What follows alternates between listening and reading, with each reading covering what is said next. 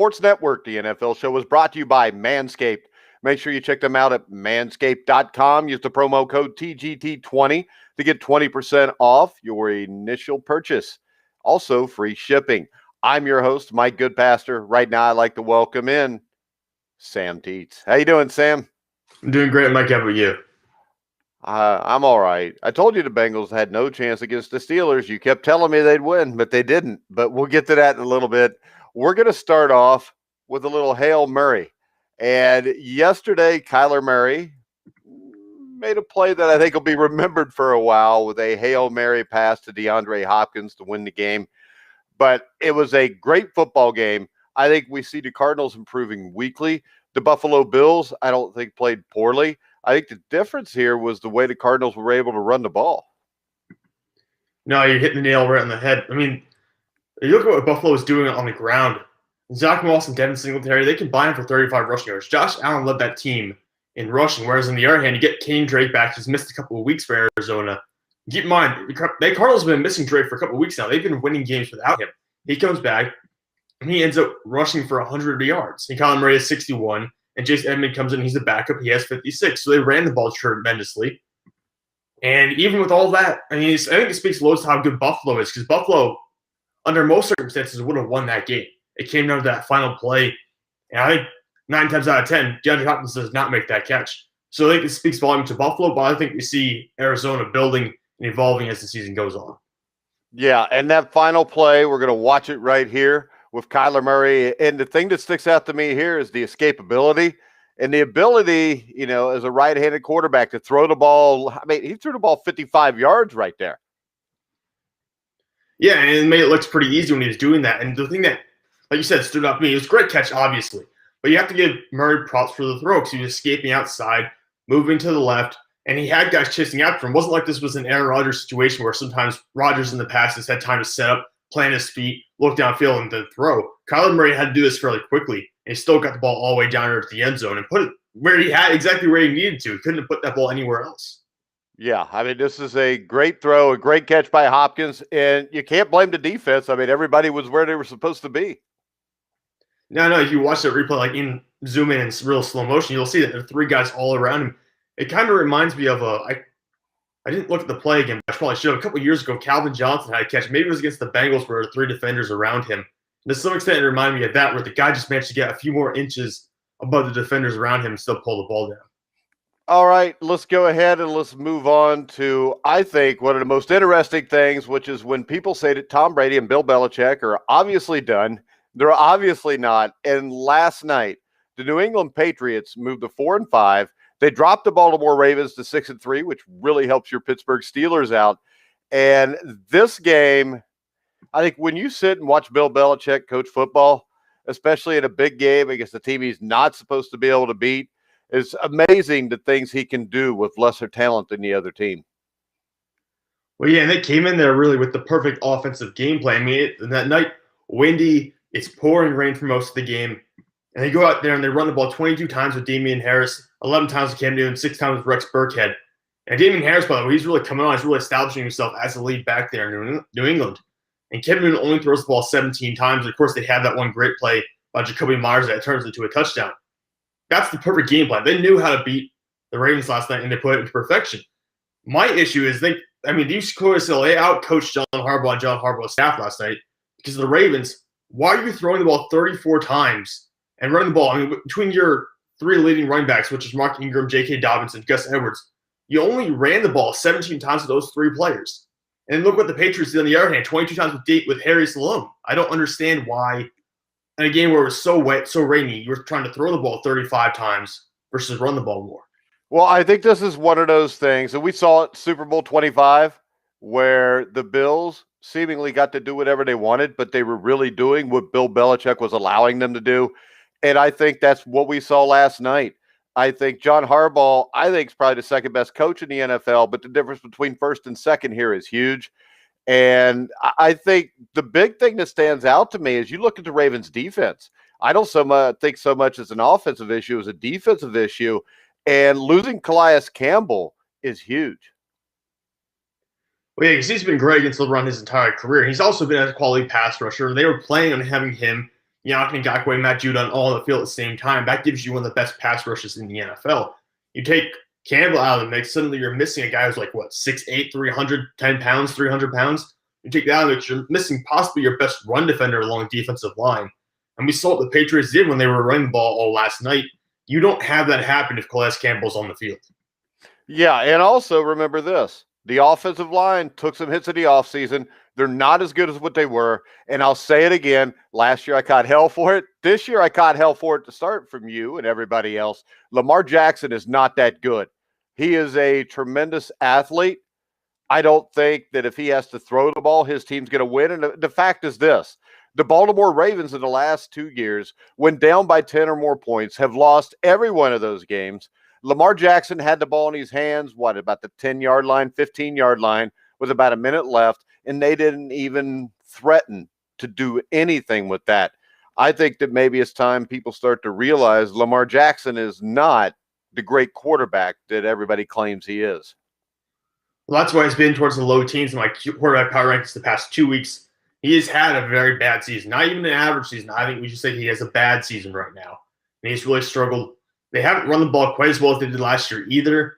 And the offensive line, Matt Skura had he's the center. He had 3 snaps that ended up on the ground last night, not because of Lamar Jackson or Mark Ingram or anyone like that. Just 3 terrible snaps that ended up on the ground. He's had that happen a couple times this year already, and 3 times last night alone. The offensive line for me is starting to become a concern in Baltimore.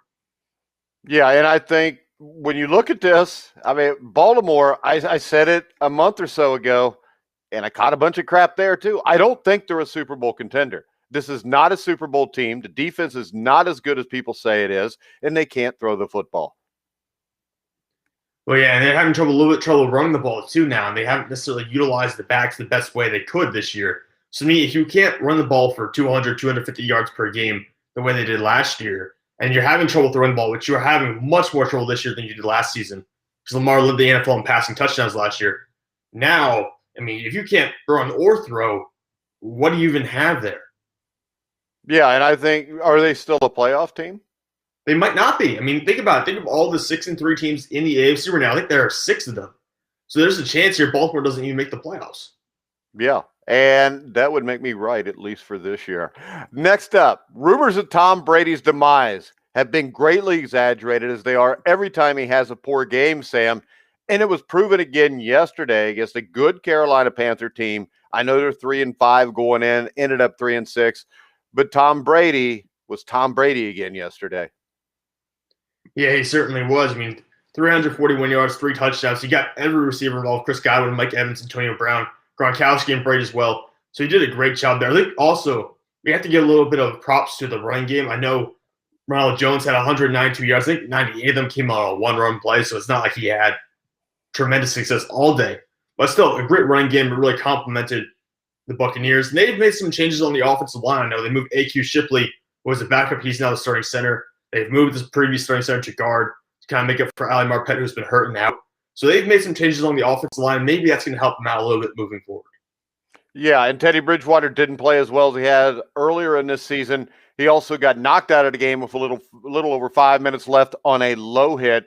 That hurts them. I don't think Carolina's going anywhere now anyways. This was a must-win situation.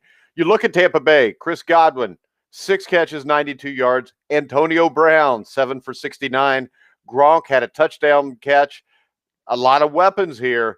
And Antonio Brown, it would not surprise me if all of a sudden Antonio Brown looks like he used to here in about 3 or 4 weeks. And if that happens, this is really scary for the rest of the NFC. No, and I've said this throughout the entire process. Obviously, Antonio Brown was an ass, and he deserved what he got. But now, this guy's always been a hard worker. Whatever you want to say about his character, whatever you want to say about what he's done off the field, he's always worked hard for the game of football. So to me, even though he's been out of the game for a while, he's probably in game shape. He probably came back and he's probably ready. And as long as he sinks up there in that offense and gets more snaps, he will be a dominant receiver again. All right. Next up, the Los Angeles Rams take down the Seattle Seahawks. I think I was the only one that picked that on the show, wasn't I? I think you are too. I'm pretty sure. I think I am too. The only other person smart enough to do that I know of is Bobby Sheridan. But the Rams took down the Seahawks. I think it's safe to say Russell Wilson, if he still was, is no longer the leader for the MVP. Had a bad game. DK Metcalf met his match in Jalen Ramsey yesterday. And Ramsey played Metcalf man on man most of the time and really blanketed him. And when you look at this, if the Rams had a quarterback other than Jared Goff, I would think they were a Super Bowl contender. If the Rams had a Russell Wilson, Patrick Mahomes, Deshaun Watson kind of guy, it would be an entirely different story. We'd have the Rams probably as the best team in the NFL. Jared Goff's still a quality quarterback, but nowhere near the level of those guys. And to me, you're right. And Jalen Ramsey played DK Metcalf perfectly. He has shown increased physicality since going to the Rams. And he's also has the speed to keep up with Metcalf, and we saw that all yesterday. To me, though, I think the big storyline has to be the fact that Russell Wilson's offensive line can't protect him. I think the Rams, they had one guy who had 3 sacks in total yesterday. I mean, Aaron Donald wasn't even the one doing all the damage. It was Terrell Hall and Leonard Floyd and Michael Brockers were getting to Wilson. You got those guys pressuring him all day. And then, of course, Wilson having the turnovers. I think it's a lot of things that are culminating here for Seattle. To me, this is a bleeding team, and I don't know if they're going to rebound here and win this division. Oh, the Oklahoma City Thunder just traded Chris Paul to the Phoenix Suns, too. Oh, that happened? I saw there were rumors that was going to happen. Yeah, well, Chris just called me or texted me and said that happened. All right, next up, the Pittsburgh Steelers make it 9-0 as they beat the Cincinnati Bengals 36-10. This game to me is an exact example of why Zach Taylor is in over his head. He had 2 weeks to prepare to play this game. And for some reason, the defense looked like it was designed to make Big Ben beat them throwing the ball. And to me, that makes absolutely no sense. Yeah, I mean, we've talked about the weapons before for Pittsburgh. And the Steelers did a good job kind of leaving the running game. They still ran the ball 13 times with James Conner, but eventually moving away from that and just focusing on the passing game again. Deontay Johnson, 6 receptions for 116 yards and a touchdown. Juju Smith-Schuster, 9 catches, 77 yards, a touchdown. Chase Claypool, 4 receptions, 56 yards, 2 touchdowns. So these weapons that have been criticized fairly often in the media came out against the Bengals. I know it's only the Bengals, but they came out and they had a big day, all 3 of them. So to me, I don't know what the Bengals defense was doing here, but clearly they weren't slowing down this offense whatsoever. Well, it looked to me like they were trying to take away the run and force Big Ben to beat them. So that tells me that Lou Anarumo, the Bengals defensive coordinator, has been watching you in your quarterback rankings all year, which was nuts because I think if it wasn't for the inspiring return of Alex Smith, Big Ben would have comeback player of the year already wrapped up. He was 27 of 46, 333 yards, 4 touchdowns, a passer rating of 110. And his favorite target Sunday was Deontay Johnson, who caught 6 of 11 targets for 160 yards and a touchdown. The Pittsburgh Steelers, if Big Ben stays healthy, have to be one of the 2 or 3 favorites to win the AFC. Yeah, I think so too. And honestly, with these weapons, maybe none of them are individually great. Maybe none of these players are individually going to get you 1,200 yards and are going to be Pro Bowl players. But they have one guy every game, and it changes. It can be Deontay Johnson one game, Juju the next, Chase Claypool another one. It changes, but they'll always have at least one guy who goes off because you can't guard every single one of these weapons in a roster quarterback. All right, one of my favorites here, because we've heard Bobby Sheridan tell us we were nuts here, but Tua beats Herbert. And, you know, Bobby picked Miami in this game. We picked the Chargers. I don't think there's any doubt that we did that because we thought the Chargers maybe were the better team, because I think there is no doubt Tua Tagovailoa is better than Herbert. I don't care what Herbert did the first 6 games of the season. Tua is better. Joe Burrow is better. I think Herbert's a solid quarterback, but I don't think he is the transformational franchise player that Burrow is and that Tua will probably be. Yeah, we already seen. I mean, the Dolphins, we've seen them evolve basically from the first week of the season up to now. They've gotten so much better on both sides of the football. And neither Herbert or Tua had great games the other day. I know Tua, the reason I would say he had a better day certainly is because he was more mistake-free versus Herbert. Herbert did have an interception, even though he scored 3 total touchdowns to Tua's 2. I think Tua had the better game. He was much cleaner. He's been much more protective of the football than Herbert. Herbert's more of a kind of a gunslinger, I guess you'd say. He hasn't turned the ball over exactly, but he still turns the ball over more often. And if you look at it, gunslingers are usually not in the top 10 ratings for most people, quarterbacks of all time. You know, Joe Montana wasn't a gunslinger. Tom Brady's not a gunslinger. I mean, gunslingers make mistakes. Tua's not going to turn the ball over as much. It makes him a better quarterback because he can still make the throws. And maybe one of the big things that came out of yesterday's game was Joey Bosa did not play, I'm pretty sure. So not having him might have impacted the outcome. But I still think, looking at this team, the Dolphins are clearly a better team right now. I mean, they got, I'm going to try to probably mess his name up, but Salvin Ahmed at running back, he was an undrafted rookie, 21 carries for 85 yards and a touchdown. You can have someone like that come off your bench and perform like that while your leading running back is hurt. I mean, Dolphins right now, they've got to be up there, right? They've got to be one of the top 7 teams in the NFL. No doubt, because right now with their schedule the next 3 weeks, this Dolphins team could easily be 9-3. That's why we said this Dolphins Charger game was so huge for Miami. I think there's no doubt Miami is a playoff team. I think there's no doubt that if you went with like an offensive coordinator of the year, it would be Chan Gailey. And I don't think he gets enough credit for Miami's place in this playoff hunt, because not only has he had the Dolphins offense humming all season, even with Fitzpatrick at quarterback, he's handled this quarterback change as adeptly as you can. And Gailey's helped guide Tua through a so-so performance that first game, and now he's kind of dumbed it down. He gives him quick reads. The final touchdown pass, which was a throwback pass to tight end Durham Smythe, was beautiful. And I think Tua is not at his best, and he was lucky he didn't throw an interception or two. But for 3 games in, I think right now the Miami Dolphins are a serious threat here to anybody. And if you look back, I hear a lot of Bengal fans say, well, Zach Taylor shouldn't be fired because you can't turn it around in a year and a half. Brian Flores has done that in Miami. Brian Flores' team played hard last year. Brian Flores, to me, a lot like Sean McDermott in Buffalo, where even that first year, they only win 4 or 5 games, but you see how hard this team fights. When you look at Zach Taylor in Cincinnati, you do not see that.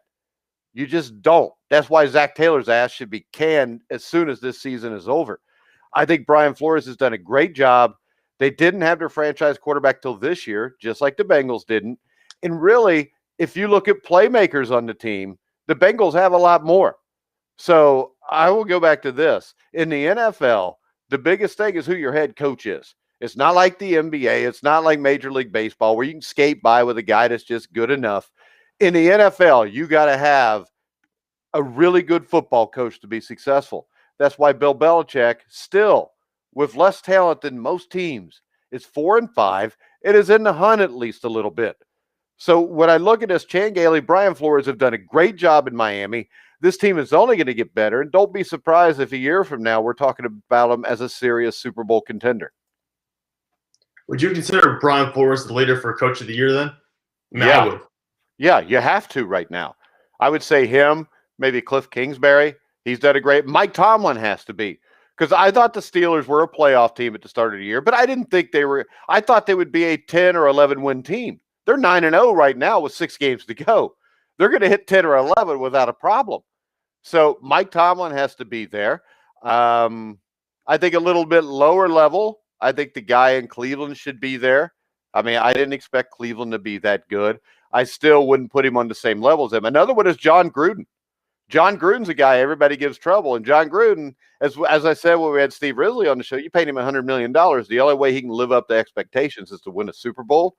And right now, and we'll get to the Raiders here in a second, the way the Raiders are playing, he should be in there for Coach of the Year also. I mean, I think Gruden's done an outstanding job. So really, to me, I would say Gruden and Flores would be my 2 leaders right now.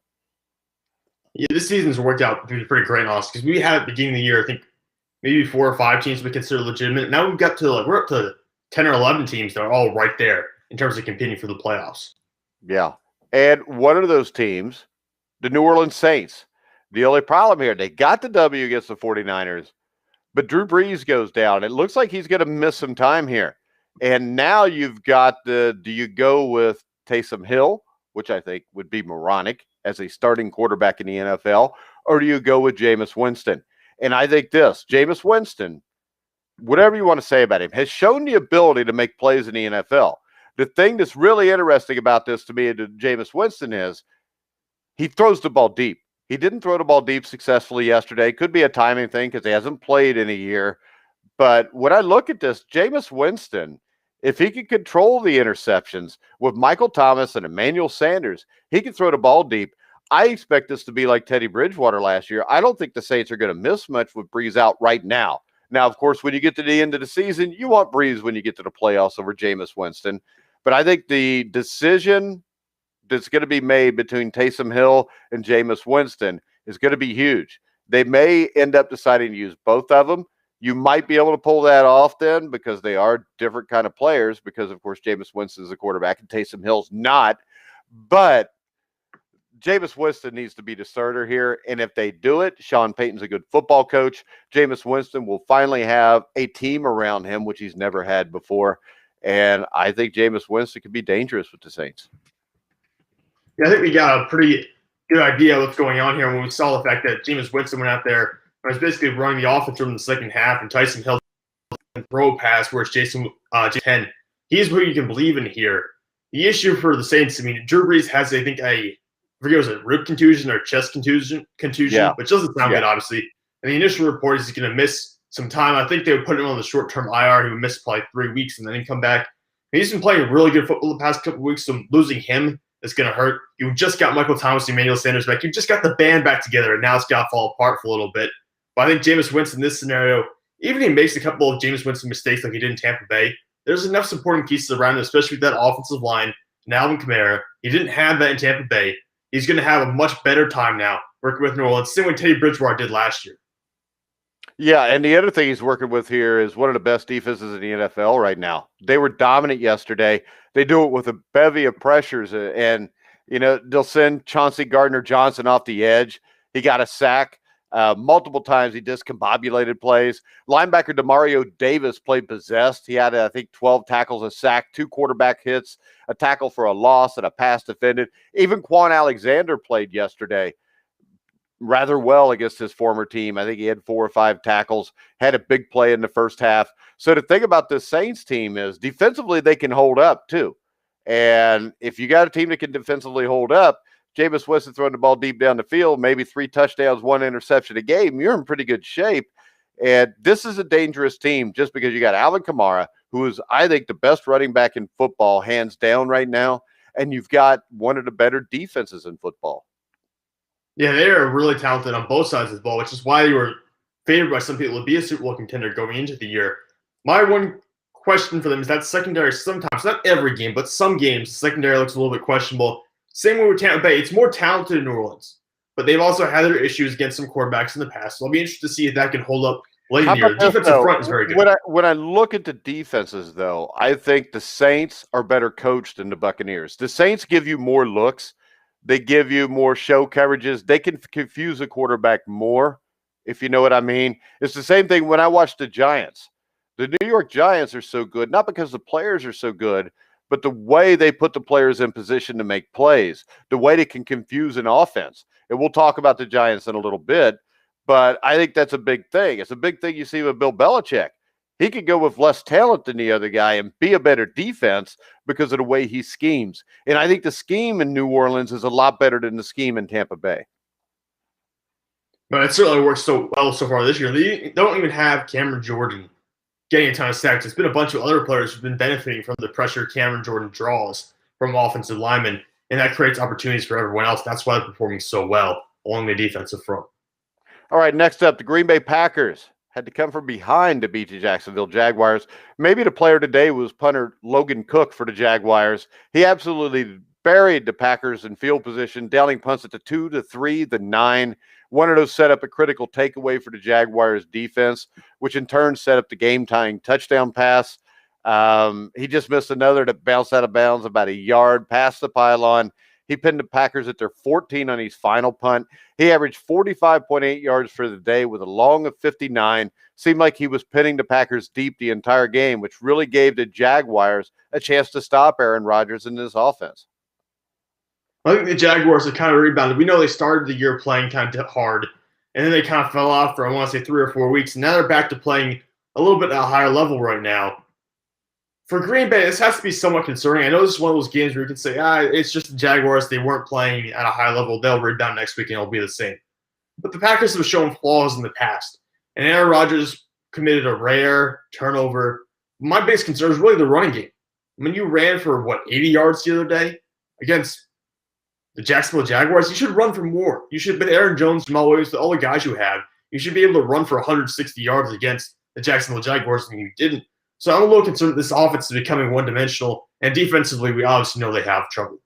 Well, defensively, the thing that really has to concern you is the fact that the Packers' defensive front was absolutely horrible. The Jaguars' offensive line blew Green Bay off the line of scrimmage for most of the day, and James Robinson runs 23 times for 109 yards. This is a Jaguars team I don't even think could run the ball against the Bengals. And when you look at that, offensive line for the Packers, I think, is questionable. The defensive line is bad. There is no way this is a Super Bowl team. The only reason they're a playoff team is because they're in the NFC North and they've got Aaron Rodgers. Yeah, I mean, it looks like they haven't improved much based on what they did last year. They have not added any wide receiver options, which is what Aaron Rodgers wanted in the offseason. They didn't do that. They have not fixed their defensive line or the middle of their defense. So to me, I have no idea what they're doing in terms of the management for the Green Bay Packers. You drafted Jordan Love, a backup quarterback who's not going to see the light of day for another 3 or 4 years, instead of fixing 2 obvious issues on your team. He'll never see the light of day. All right, next up, the team I get made fun of all the time. The Las Vegas Raiders are on a roll. The Las Vegas Raiders are a Super Bowl contender, Sam. You still don't believe me? No, you know what? I'll side with you now. I mean, Derek Carr has been very efficient, and they've really playing a good style of offense. Don't give me that. He's not been efficient. He's good. Just admit it. He's good. No, he's good. He's fine. I'm not saying he's not good. That wasn't what I meant to say. I was trying to compliment him. I wasn't trying to be critical. Okay. You know, you and I have been supportive of Derek Carr, even though I know a lot of Raiders fans aren't. I've never said Derek Carr was bad. Okay, and the rushing tandem of Josh Jacobs and Devontae Booker, it makes this team, they could carry this team on the ground when Carr's not having a great day. And I'm not saying Carr is one of the top 5 quarterbacks in the NFL, but I think he's definitely towards the bottom of the top 10. And, you know, you had another deep pass that went through the hands of Henry Ruggs. If Henry Ruggs could catch the ball, you know, you got Nelson Aguilar, you got Darren Waller. This is a team that if these guys could start catching the ball, I mean, we watched them go to Kansas City and win. We watched them beat the Saints. We watched them lose to New England. But you know what? I watched Baltimore get beat by New England last night also. Yeah, to me, I would think the Raiders are probably a better team than Baltimore at this point because you got Derek Carr, because the running game is working so well. They both have issues with offensive weapons in terms of pass catchers. Neither of them have great players outside of their tight ends, Mark Andrews and Darren Waller. But to me, I mean, the Raiders are on a roll right now. And that combination, like you mentioned, Devontae Booker and Josh Jacobs. I mean, Booker's been very valuable for them this year. This was a guy who basically got discarded by Denver. Now he's come out there. He already has 304 rushing yards. He's had 360-yard rushing games this year. I think you have a combo of him and Josh Jacobs going at the same time. They're going to be pretty unstoppable offensively. Yeah, and the thing that really stood out to me was the Las Vegas defense has struggled all year to force turnovers and entering the game with an NFL worst 5. And the Raiders doubled that total on a single afternoon yesterday. Safety Jeff Heath came up with 2 picks. This is a defense we saw completely shut down the Cleveland Browns last week.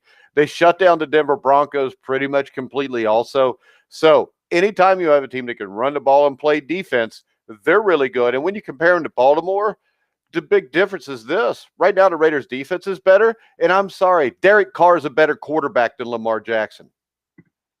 Yeah, Derek Carr certainly outperformed Lamar Jackson this year. And you're right, the defense has been better. And the defense has probably been their biggest improvement, I would say, since the start of the year, because they had some issue against some teams. Now it seems that they're rebounding and building a lot of momentum going forward. If I'm a 6-3 team that's not leading my conference right now, I'd be very worried about what's going to happen, because to me it looks like the Dolphins and the Raiders are really driving forward to get those wild card spots. Another team is driving, trying to get one. The Cleveland Browns, who pounded the Houston Texans in a scintillating 10-7 game yesterday, which I took a nap during. But Nick Chubb, Kareem Hunt, both played great. Baker Mayfield still don't do much. It was impressive to watch Cleveland's defense shut down Deshaun Watson, and he tried to will him to a victory. He got him in the end zone with about 5 minutes left. They couldn't get the ball back, though. This game is kind of what I expected it to be, a close Browns win.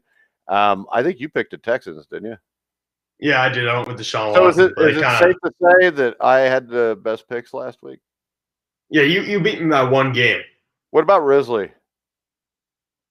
Don't ask, Mike. You don't want to know the answer. Okay, so I beat him by more than 2. Sorry to embarrass you, Steve. All right, so he also picked Cincinnati over Pittsburgh, but what the hell? I just think the Baker Mayfield thing is going to be the death knell. They're not a playoff team because I think you've got too many other teams at 6-3 are just better than them. Yeah, I agree. I think the Browns have too many holes defensively, they can get pressure on you consistently like they did with Deshaun Watson, especially with Myles Garrett. I think they can win games that way. But to me, I'm not buying into their linebackers and their defensive backs. I don't think they're that good beyond that defensive line. Wide receiver-wise, they're not that good either. It really comes down to the running game. I mean, it's Nick Chubb and Kareem Hunt. They both ran for over 100 yards yesterday. That's what's going to carry this team anywhere. And it's a very good duo. I think they could make the playoffs. I'm not going to rule them out entirely, but I wouldn't buy them once they make the playoffs. If they were to get in, I think they get bounced in the first round. Yeah, if they get in, it's going to be because they play 4 or 5 more bad teams to get to 10 or 11 wins. A team that will not get to 10 or 11 wins, but maybe in better shape to make the playoffs than any of these 6-3 teams, are the New York Football Giants, who are in the hunt now in the NFC East. As yesterday, they beat the Philadelphia Eagles 27-17, and Daniel Jones, he played all right. The thing that stands out to me, and I'll say it again, is the way the New York Giants defense is coached. The looks they give people. Carson Wentz looked confused all day long. This New York Giants team, you have to legitimately think has a chance to win the NFC East right now. No, I agree with you there. Daniel Jones probably had the best game of his season so far. And Wayne Gallman, Clemson grad, by the way, had a pretty good game himself. 53 rushing yards, 2 touchdowns. I think they're doing really well in what they've done defensively. I mean, defensively, that defensive front, even the secondary, the quarterbacks they've added over the offseason, they look very good. This is probably, I would say, a top 7 defense in the NFL right now, and they're getting better. So to me, the Giants probably have the most momentum out of any team in this division. And if we're being honest, there's no guarantee that any of these teams won't win it. Because Dallas and Washington are only a game and a half behind Philadelphia. The Giants are only half a game back. Any team could win this. You've got Alex Smith coming back from Washington. He's playing fairly well. Andy Dalton will come back from Dallas probably this week. I mean, any team could win. This division is still wide open. Yeah, it's still wide open. But right now, I mean, the Giants are well coached. The defense, this team plays hard. And even if they don't win this division, even if they don't win another game this year, but they keep playing the way they have, this team has a future. And right now, I would say their future in the NFC East is brighter than any of the other teams in the NFC East. No, I agree with you. The Eagles, they look older.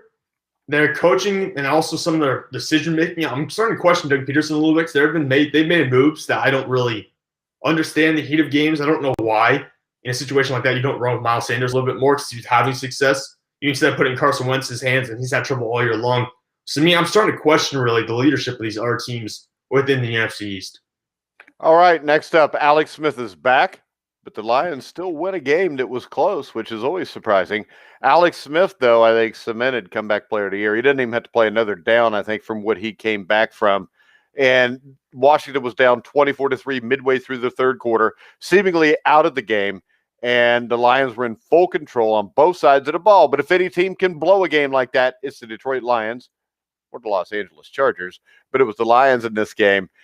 38-55, 390 yards by Alex Smith. They end up coming up a little bit short.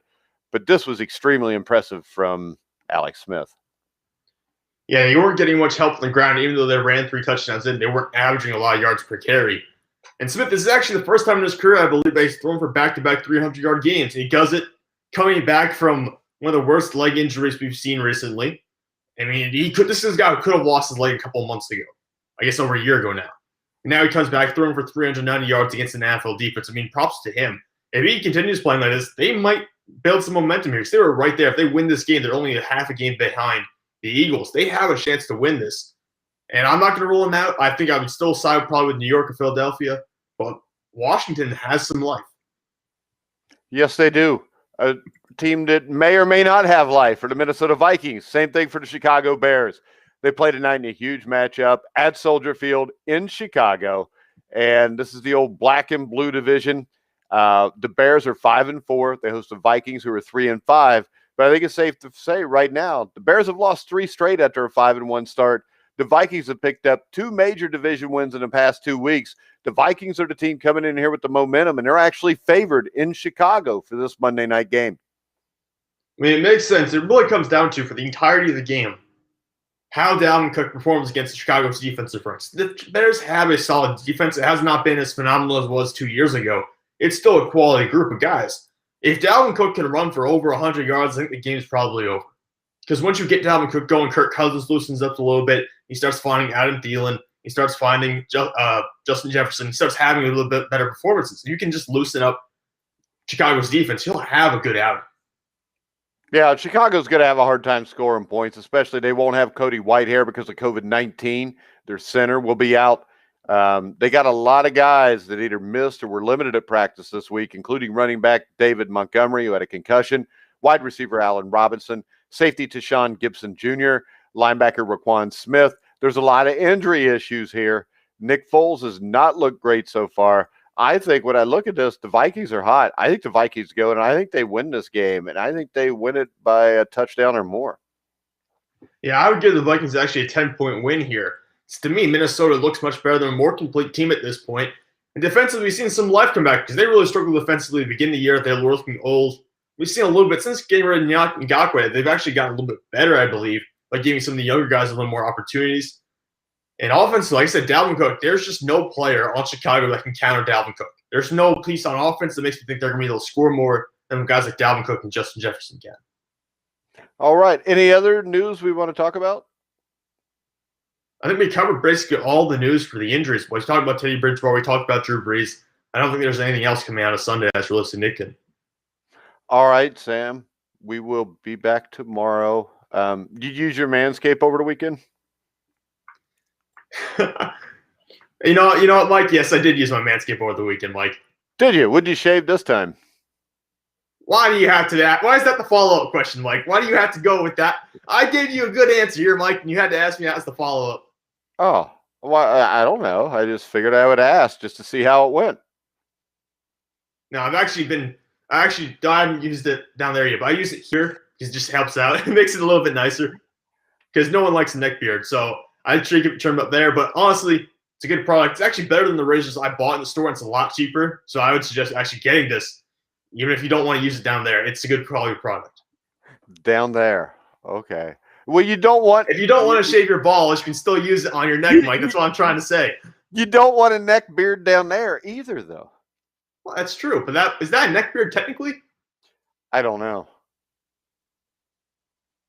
Go out and yell out in the hallway or your dorm and see if anybody can tell you. It can be if you don't shave it, though. So make sure you go to manscaped.com, promo code TGT20 for 20% off your first purchase and free shipping. Make sure you check out the Lawnmower 3.0. You can follow Sam Teets at Sam Teets33 on Twitter. You can follow me at Grueling Truth.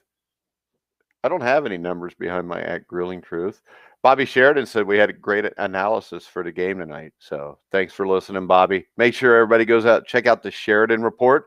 If you want to pick some winners, Bobby will help you pick them on the Sheridan Report on Twitter. Follow him there. So for now, for Sam Teets, I'm Mike Goodpaster. You've been listening and watching to The Grueling Truth, where the legends speak.